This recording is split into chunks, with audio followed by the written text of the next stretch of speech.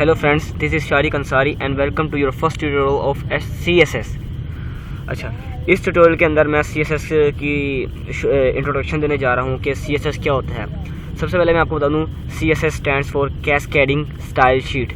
इसके नाम से ही आपको पता लग रहा होगा कि इसके अंदर सारी डिज़ाइनिंग, इसके अंदर सारी मतलब कि वेब पेज को खूबसूरत बनाने के तरीके और मुख्तलिफ़ चीज़ें। बहुत इंटरेस्टिंग होने वाली है ये सीरीज़ हमारी CSS की, क्योंकि HTML का वेब पेज बनाना बहुत आसान है, जबकि इसको स्टाइल करना, इसकी पोजीशन वगैरह सेट करना, इसको लिंक्स को, इसकी इमेजेस को सेट करना, ये ज़्यादा मुश्किल काम होता है और ये सारा काम जो है CSS के अंदर होता है।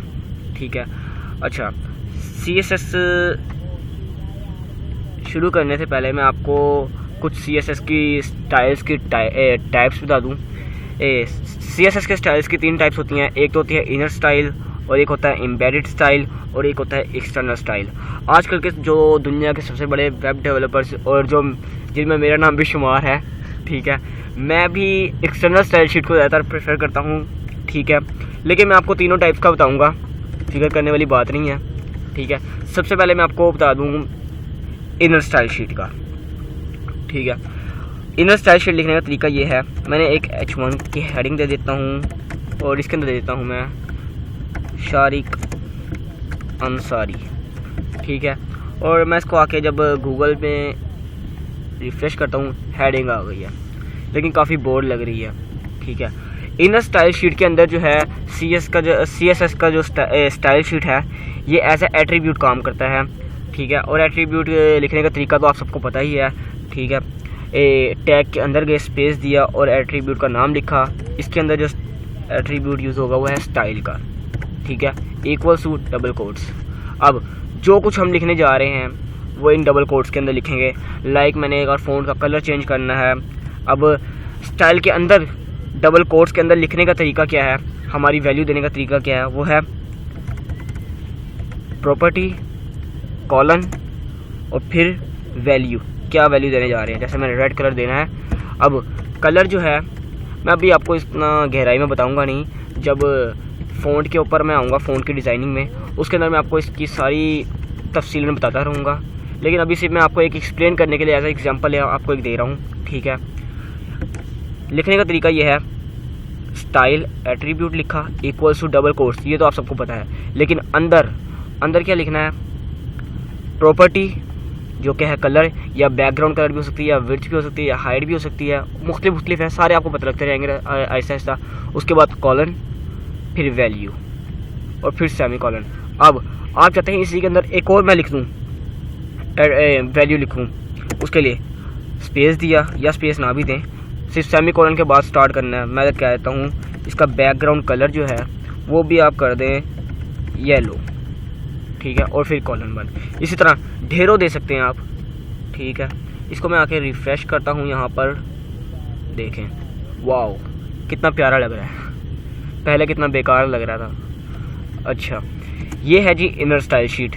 लेकिन इससे नुकसान क्या होगा, आपका कोड ज़्यादा लेंथी, आपका कोड काफ़ी लंबा और मुश्किल होता रहेगा, और कभी भी आपने कोई चेंजिंग वगैरह करनी होंगी, ठीक है, आपको ढूंढना पड़ेगा भाई कहाँ पे है। हेडिंग्स तो लातादाद होंगी आपकी वेबसाइट के अंदर।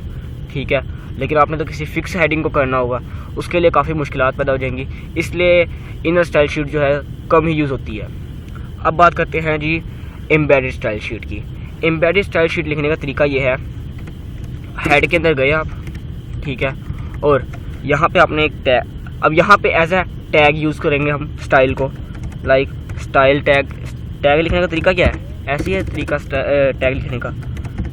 ठीक है, एंगल ब्रैकेट्स के अंदर जो लिखेंगे हम वो एज अ टैग ही कहलाएगा, लेकिन जब उसके अंदर टैग के अंदर हम जो लिखेंगे वो एज अ एट्रीब्यूट कहलाएगा। ये फ़र्क है टैग और एट्रीब्यूट में।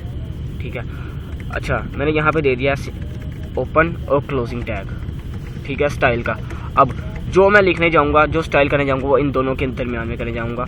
अब यहाँ पे लिखने का तरीका ये है, पहले आपको डायरेक्शन बतानी पड़ेगी कि आप किसके ऊपर स्टाइल अप्लाई करने जा रहे हैं। यहाँ पे इस टाइम H1 है, H1 लिखा, उसके बाद कर्ली ब्रैकेट्स।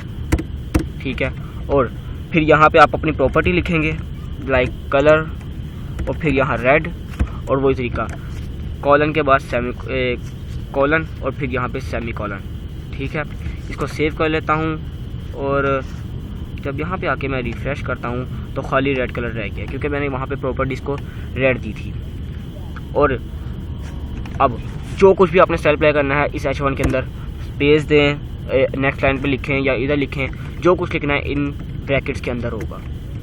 अगला टैग यूज़ करने के लिए फिर दोबारा अलग से P देना पड़ेगा कि आप उसको लोकेशन बता रहे हैं किस पे स्टाइल अप्लाई करो, फिर इसके अंदर कलर वगैरह, मतलब यही है एम्बेडेड स्टाइल शीट। लेकिन इससे और काम मुश्किल हो जाएगा कि जब आप कीवर्ड्स देंगे अपने हेड के अंदर तो काफ़ी मुश्किलात पैदा होंगी, ठीक है। या फिर आप जब जावास्क्रिप्ट का कोड लिखने जाएंगे उससे भी काफ़ी मुश्किलात होंगी। तो मैं प्रेफर करूँगा कि आप इन दोनों में से कोई सा भी यूज़ ना करें। जो मैं बताऊँगा वो बहुत आसान है और बहुत अच्छा मुफीद टाइप है, वो है एक्सटर्नल स्टाइल शीट। उसको लिखने का तरीका ये है, लिंक, अभी मैं यहाँ पे लिख ही देता हूँ कोड, बाद में मैं आपको समझा दूँगा कि क्या कर रहा हूँ मैं, क्योंकि सच बताऊँ कभी कभार एक्सप्लेन करना काफ़ी मुश्किल होता है, ठीक है।